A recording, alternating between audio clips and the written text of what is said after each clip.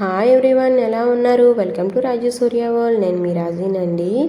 ఈరోజైతే కొబ్బరి పాలు ఎలా తయారు చేసుకోవాలి, ఆ పాలతో రైస్ ఎలా వండుకోవాలో చెప్తానండి. కొబ్బరి అన్నం అయితే ఎవరైనా టేస్ట్ చేశారా? చాలా టేస్టీగా కమ్మగా ఉంటుంది కదా.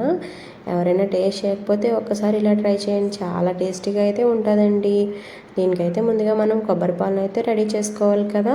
దానికైతే నేను ఒక కొబ్బరికాయని తీసుకొని ఇలా చిన్న చిన్న ముక్కలుగా కట్ చేసుకొని ఒకసారి మిక్సీ జార్లో వేసుకొని అది పొట్టు వచ్చే వరకు ఉంచుకున్న తర్వాత దాంట్లో కొంచెం వాటర్ అయితే యాడ్ చేసుకొని మళ్ళీ గ్రైండ్ చేసుకున్నానండి.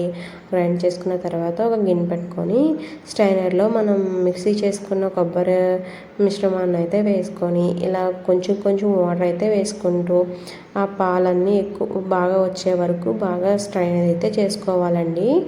అప్పుడే మన కొబ్బరి పాలు అనేవి రెడీ అవుతాయి. కొబ్బరి పాలతో చాలా రెసిపీస్ అయితే ఉంటాయండి. స్వీట్స్ కూడా చేస్తారు ఈ కొబ్బరి పాలతో, చాలా కమ్మగా ఉంటాయి. ఈ రైస్ అయితే చాలా కమ్మగా ఉంటుందండి. ఇది లంచ్ బాక్స్కి అయినా చాలా క్విక్గా అయిపోతుంది, చాలా టేస్టీగా. సాయంత్రం వరకు అయినా చాలా టేస్టీగా ఉంటుంది, అసలు టేస్ట్ అయితే మారదు. సాయంత్రం వరకు అయినా చాలా బాగుంటుందని చూడండి మనకి ఎన్ని కొబ్బరి పాలు వచ్చాయో.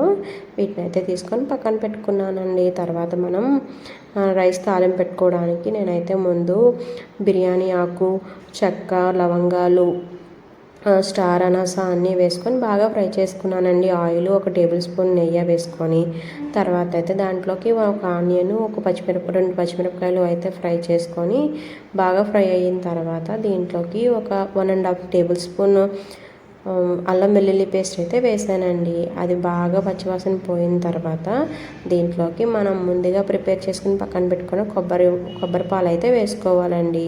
కొబ్బరి పాలు అనేవి మనం 1 గ్లాస్ బియ్యానికి 2 గ్లాసులు అయితే వేసుకోవాలండి. కొబ్బరి పాలు ఎక్కువ రాకపోతే మనం వాటర్ కూడా వేసుకోవచ్చు, కొంచెం యాడ్ చేసుకోవచ్చు, పర్వాలేదు. నాకైతే 2 గ్లాసెస్ బియ్యానికి 4 గ్లాసెస్ కొబ్బరి పాలు అయితే కావాలండి, కానీ నాకు 3 గ్లాసెసే వచ్చాయి. సో నేను 1 గ్లాస్ అయితే వాటర్ అయితే యాడ్ చేసుకొని కొంచెం పసుపు, కొంచెం ఉప్పు అయితే వేసుకున్నానండి. కొబ్బరి పాలు అనేవి బాగా మరగాలండి. పొంగులు వచ్చే వరకు మరిగిన తర్వాత మనం రైస్ని అయితే యాడ్ చేసుకొని ప్రెషర్ కుక్కర్ అయితే పెట్టుకోవాలండి. ప్రెషర్ అయితే పెట్టుకొని 3 విజిల్స్ వచ్చిన తర్వాత స్టవ్ ఆఫ్ చేసుకుంటే గుమ్మలాడే కమ్మనైన కొబ్బరి అన్నం అయితే రెడీ అయిపోతుంది. పిల్లలకైతే చాలా నచ్చుతుందండి. ఎవరైనా ఇలా ట్రై చేయకపోతే ఒక్కసారి ట్రై చేయండి. ఇప్పటివరకు మన ఛానల్ని ఎవరైనా సబ్స్క్రైబ్ చేసుకోలేదా? అయితే సబ్స్క్రైబ్ చేసుకోండి. ప్లీజ్ లైక్ చేయండి, షేర్ చేయండి అండ్ కామెంట్ చేయండి.